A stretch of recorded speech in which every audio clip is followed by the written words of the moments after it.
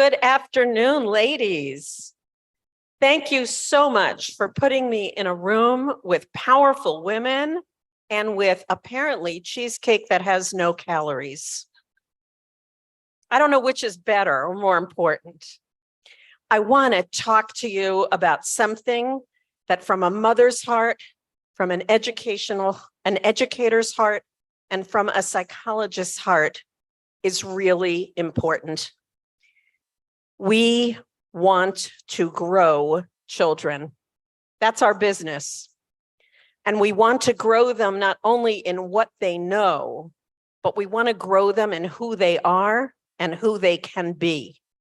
We want to grow their social, emotional repertoire. So when you think about what do you count as success, would we count as successful a graduate from any one of our schools who only has academic knowledge? Would we count as success from a graduate from one of our schools who only has Torah knowledge? They're critical. We want those, but that's not enough. The Rebbe says at the inauguration of Education Day in April of 1978, the Rebbe said, education in general should not be limited to the acquisition of knowledge and preparation for a career, or in common parlance, to make a better living. And we must think in terms of a better living, not only for the individual, but also for the society as a whole. The educational system must therefore pay attention, indeed the main attention, to the building of character, with the emphasis on moral and ethical values. Need one be reminded of what happened in our lifetime in a country that ranked amongst the foremost in science, technology, philosophy, etc. We all know who he was talking about there. But we want social emotional growth, not only because character education is so important, but also because it is the skill upon which all other life success is going to be measured. Without social and emotional success, companies won't hire you, people won't marry you, you won't be able to get along in the world. And even while you're in school, there's really strong research to show that academic skills are importantly supported by social emotional skills. And I don't know where the tech person is, but we've lost, there we go, thank you. They are great today. What I want to give you today, while we're at lunch, is the kosher version of the BLT. Not the bacon, lettuce, and tomato, but the VLT of social emotional learning. How we value, live, and teach in a way that will give us the next generation of wonderfully prepared mensches and what's the female equivalent, and women ready to take on the world. Let's think first about what you value. What do your students value? What do your students, families, and faculty know about what you value? And here I have to tell you a story. And I wish I could walk around. I can't walk around with this microphone, right? I feel so stuck here. I need to walk off that no-calorie cheesecake, you know? Here's the story. Years ago, I'm giving a presentation, and to this day, Rabbi Yaakov Horowitz, when he sees me, calls me, hey, Eco Mom. And he calls me that because of the presentation I gave, where I talked about how something we value deeply may not be directly communicated. In my community, we do a lot of recycling. We've got recycling bins and places that you put things, and they had made a new rule that you have to tie up your newspapers when you recycle. My son came home one Friday afternoon, and he sees me tying up newspapers. And he says, did you become an eco mom? Since when do you care about the planet? And I'm thinking, I've always been recycling. I've always cared about the planet. You should see my kitchen on Friday afternoon as I'm preparing for Shabbos. There's cans in one section and bottles in another section and the paper goods here all ready to go in their recycling bins. And I realized that when I'm doing that on Friday afternoon, he's not home. He's still in school. He didn't know that recycling was important to me. I was living that value. I was doing that value. I was holding that value dear. But he didn't know until he saw me as Eco Mom, a name that I'm now proudly called at conventions all over the East Coast when Rabbi Horowitz and I are in the same place. So we have to think not only about what do our school settings, what do our communities value, but how are those values evident? How do the students, the faculty, and the families in our communities know that we value it? What do I see when I walk in your school building? What do I see in your hallways and on your bulletin boards? What do I see in your newsletters that you celebrate? I visited a school a few years ago, and they told me that they were a very Zionistic school. I said, I wouldn't know it. I see bulletin boards where you have wonderful A papers written by students, and I see Midos of the month, and I see other things, artwork. I don't see any evidence that you're a Zionistic school. When I walk in, I don't see flags of Israel. I don't see it. It's fine if you're not a Zionist school, that's okay. But if you are, then I should see it visibly in your hallways. If we value social emotional learning, how is that evident in our hallways?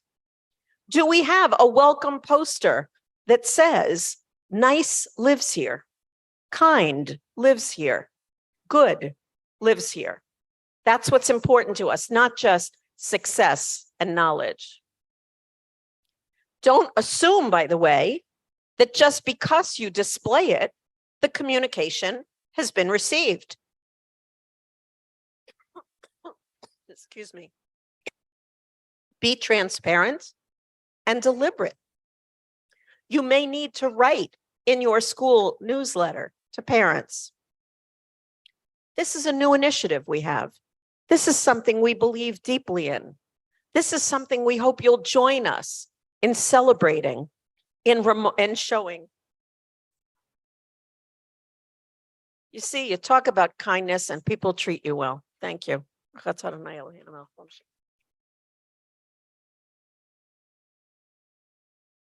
We have to communicate directly and be transparent and deliberate. But it isn't enough to leave our sandwich at a V. We need the L and the T also.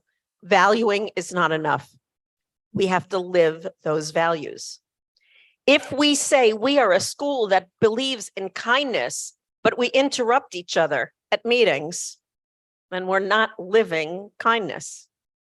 If we say we're a school that values midos, but all we have as our celebrations are bracha bees and celebration of academic achievement, then we're not living our values. And there is a huge risk in being a hypocrite. Children, and certainly adolescents, are hypocrisy sniffers. They can smell it out. They can sniff it out. They're the first ones to say, well, how come you don't have to? Well, how come you don't? You want me to, but you don't do that. They're very good at that, hand on hip and make me, and I can't believe you said that when you don't do it. We have to be the exemplars of what we value.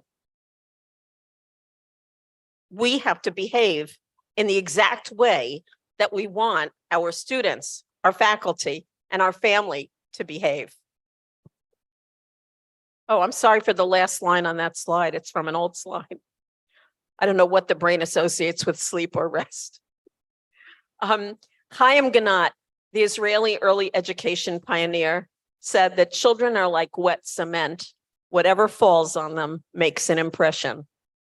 Our behavior 24/7, 365 days a year makes an impression.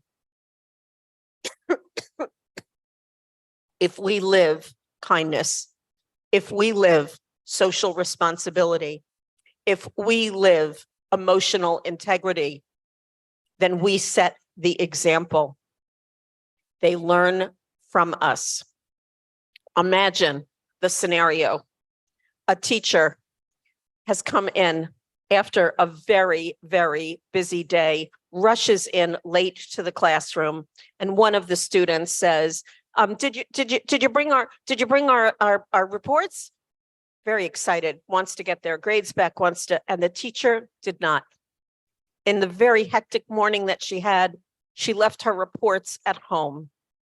She could hit herself on the head and say, oh, I can't believe it. I'm so stupid. I forgot those reports. Not modeling the social skill of self-awareness and of self-management. Or she could say, look at that. Not so surprising that I forgot them when I'm having such a crazy morning and I'm so busy. Thank you, I have one. But you know what? I want to be sure, I promised you, and I feel terrible that I forgot and I didn't bring your papers back today. I want to be sure I bring them tomorrow. Now let me think, what could I do that will help me remember for tomorrow? Oh, I know. I'm going to write myself a note and tape it to my car keys because I can't come to work tomorrow without my car keys. And that way I can't come to work tomorrow without your reports. How do you think that sounds, guys? Not only have I modeled calm, social, emotional skills, but I've planted the seed, the suggestion that maybe students, when they forget something, could also come up with a strategy that would help them manage themselves and their materials better. The final part of value, living, and teaching is the T, the teaching it. It isn't enough to preach it. You have to teach it. It isn't enough to talk about Midos and social emotional learning. Oh my goodness, I love this place. You ask for it and it appears. I feel so much better now, burning off that cheesecake. You have to directly teach it. Where in your cramped curriculum, where in your incredibly busy day and schedule can you add a 40-minute period for social emotional learning? The answer is nowhere. So the answer is everywhere. You can't make a special class for social emotional learning, and I don't think you should. I think you should weave it into everything you do. I call it double dipping.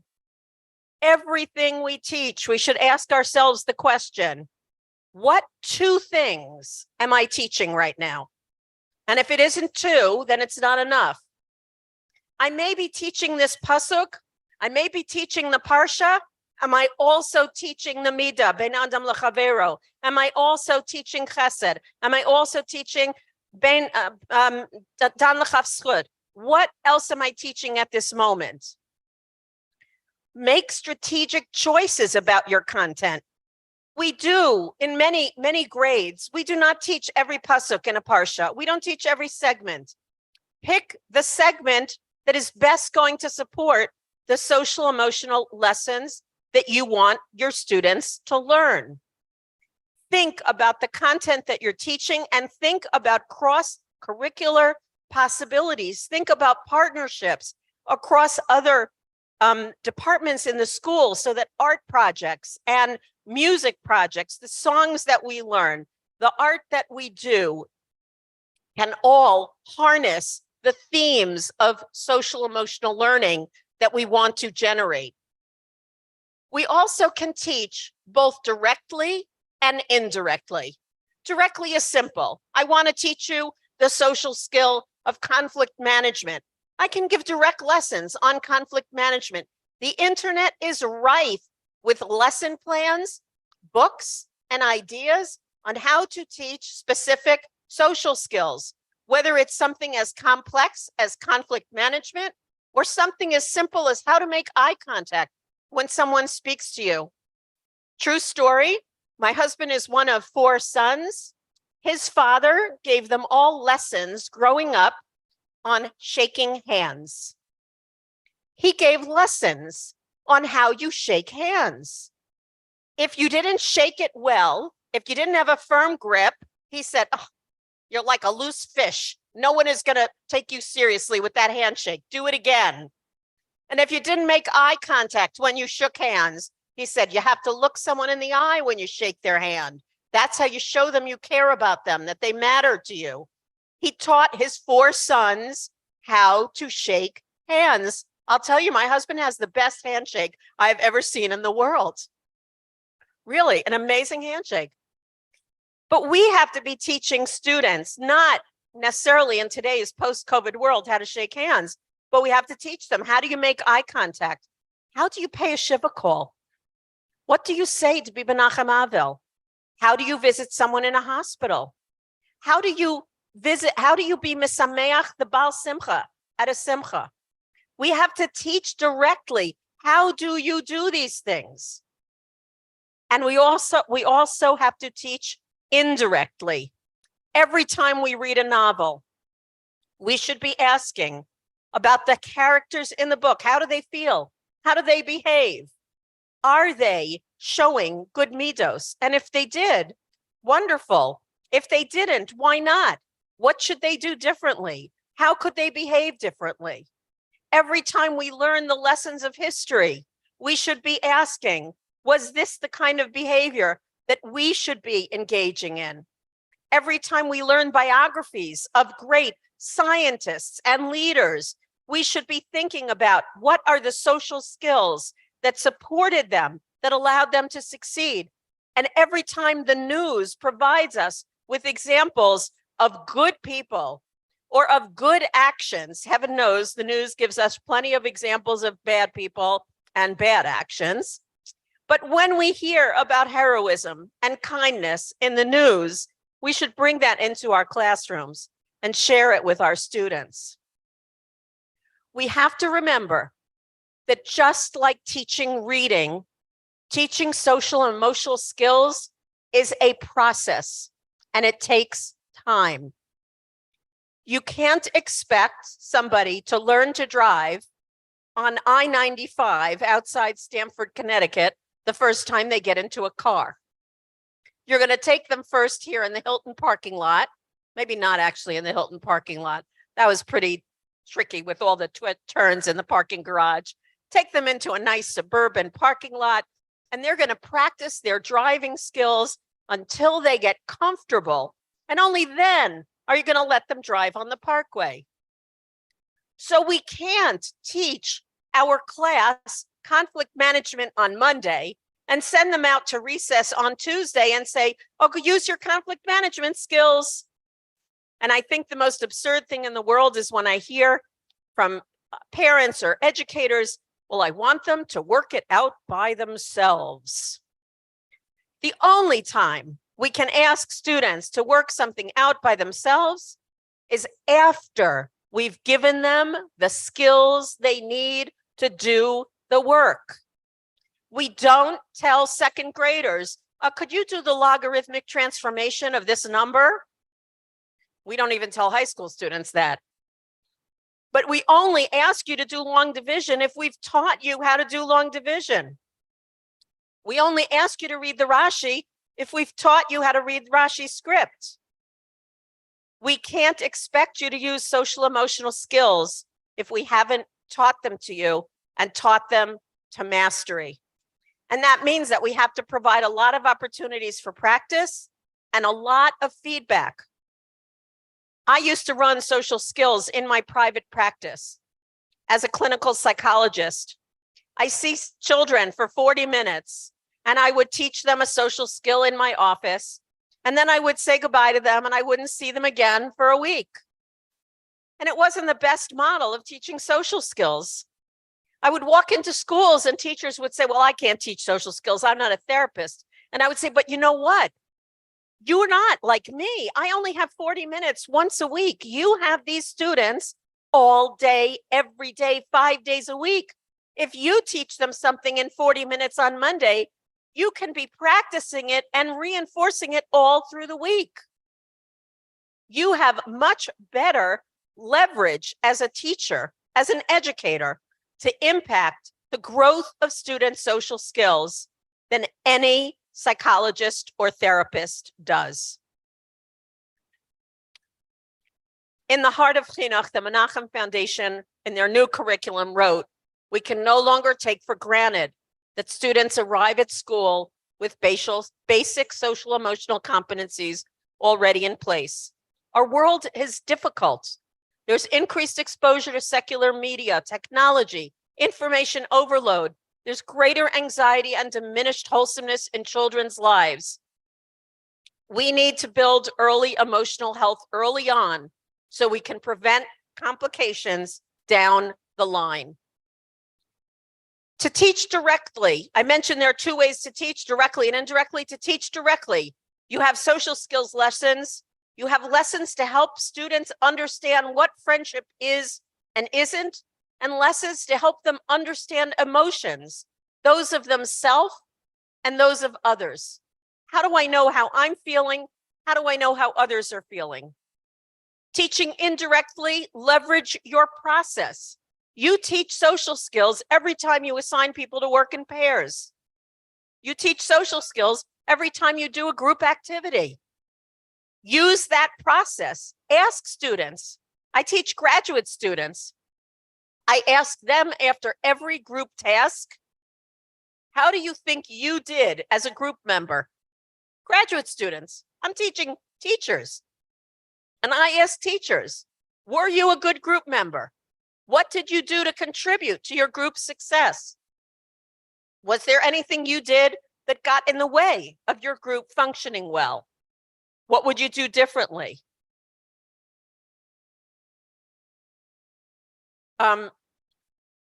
This is very long, I apologize, but it's just, what do Jewish educators have on their plates these days?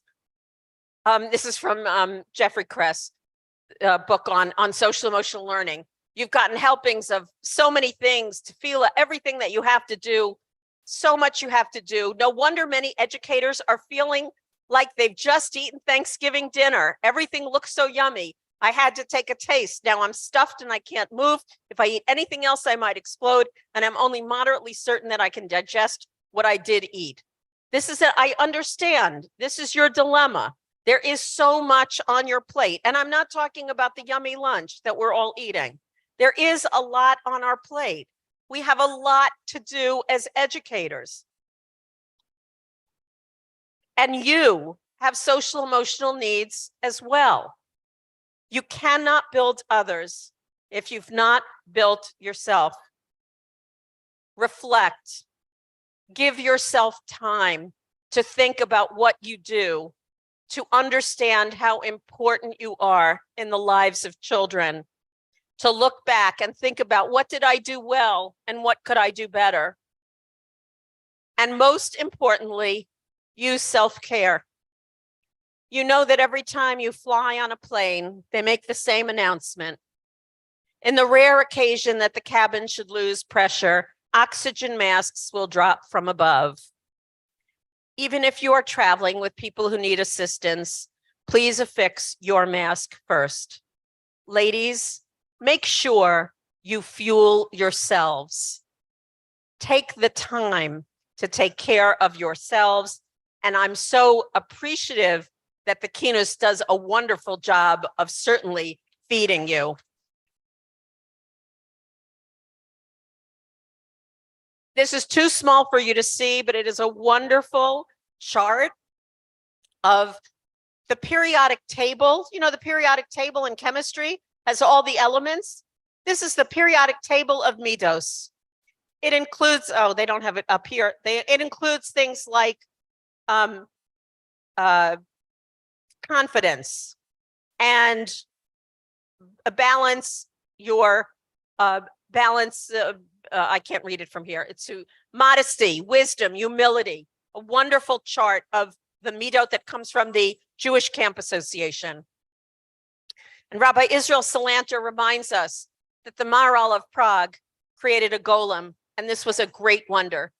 But how much more wonderful it is to transform a human being into a mensch. This is what we get to do. Ladies, go make mensches. with my bracha, my thanks, B'te'avon.